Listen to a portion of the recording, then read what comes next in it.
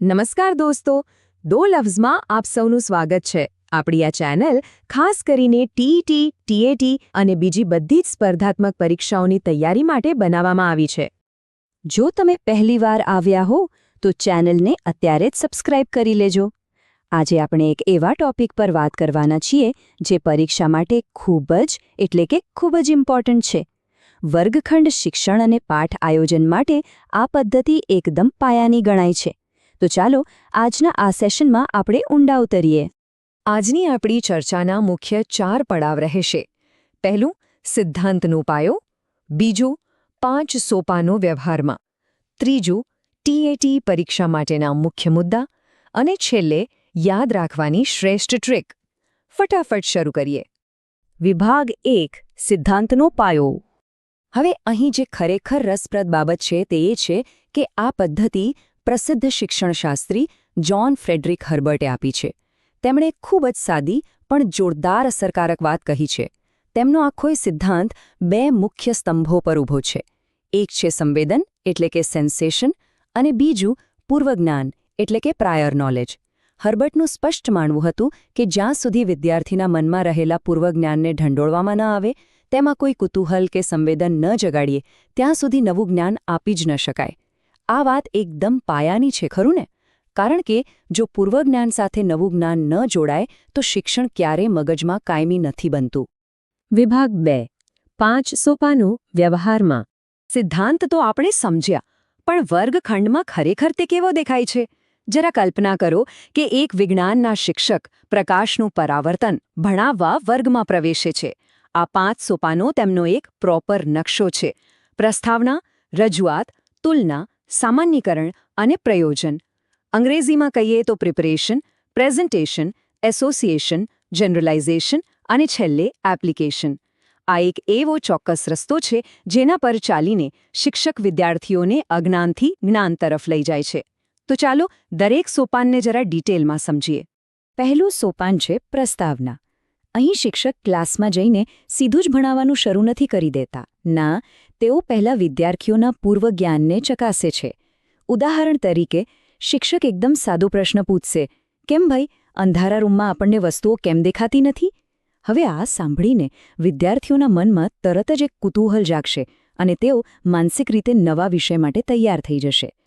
આ માત્ર એક પ્રશ્ન નથી, પણ વિદ્યાર્થીના મગજને એક્ટિવ કરવાની ચાવી છે. આ માટે શિક્ષકો કોઈ વાર્તા, ચિત્રો કે નાનકડા પ્રયોગનો પણ બહુ જ સરસ રીતે ઉપયોગ કરી શકે છે. એકવાર વિદ્યાર્થીઓ તૈયાર થઈ જાય, પછી આવે છે બીજું સોપાન, વિષયાભિમુખ અથવા રજૂઆત. અહીં શિક્ષક નવા જ્ઞાનની એકદમ સ્પષ્ટ રજૂઆત કરે છે.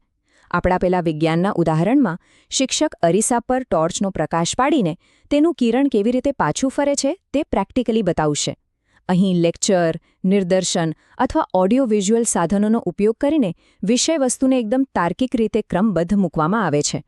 મુખ્ય વાત એ છે કે માહિતી એવી રીતે પીરસવા જઈએ કે વિદ્યાર્થીઓને સમજવામાં જરાય અગવડ ન પડે. ત્યારબાદ સૌથી મહત્વનો મુદ્દો ત્રીજા સોપાનમાં આવે છે, તુલના અને સાહચર્ય.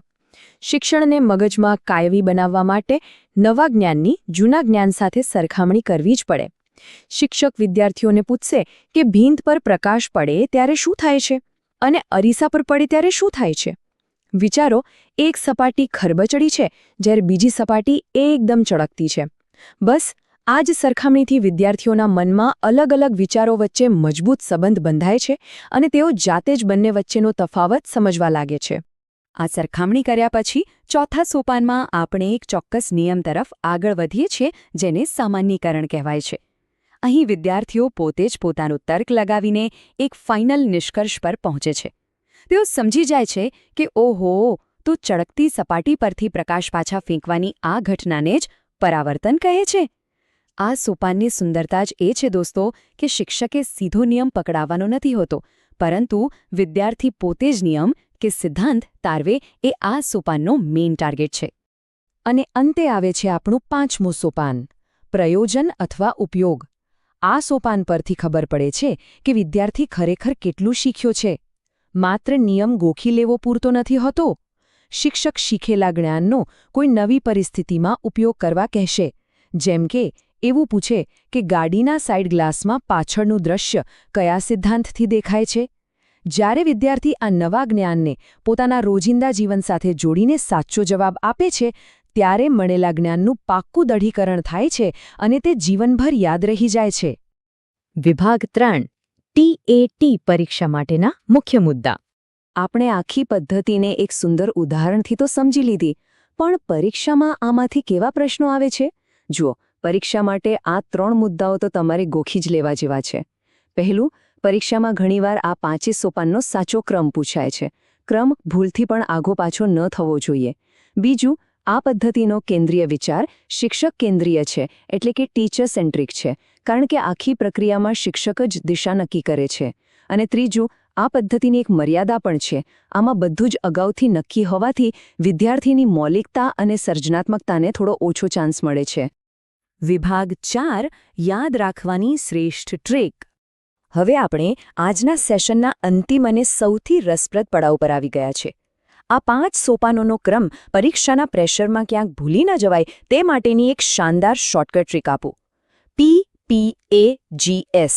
બસ આ 5 અક્ષરો મગજમાં બરાબર છાપી લો. આ અંગ્રેજી શબ્દોનો પહેલો અક્ષર છે.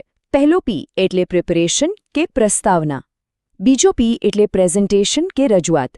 A એટલે એસોસિએશન એટલે તુલના અને સાહચર્ય. G એટલે જનરલાઇઝેશન કે સામાન્યીકરણ અને છેલ્લો S એટલે એપ્લિકેશન યાને પ્રયોજન.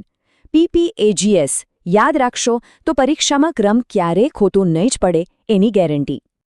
જતાં જતાં એક વિચારવા જેવો પ્રશ્ન. આપણે વિજ્ઞાનનું ઉદાહરણ લીધું, પણ શું આ જ પદ્ધતિથી ઇતિહાસ કે ગણિત ભણાવી શકાય? ચોક્કસ. હવે જો તમને આ સમજૂતી ગમી હોય અને કંઈક નવું શીખવા મળ્યું હોય તો પ્લીઝ આ સેશનને લાઇક કરજો અને તમારા મિત્રો સાથે શેર કરજો.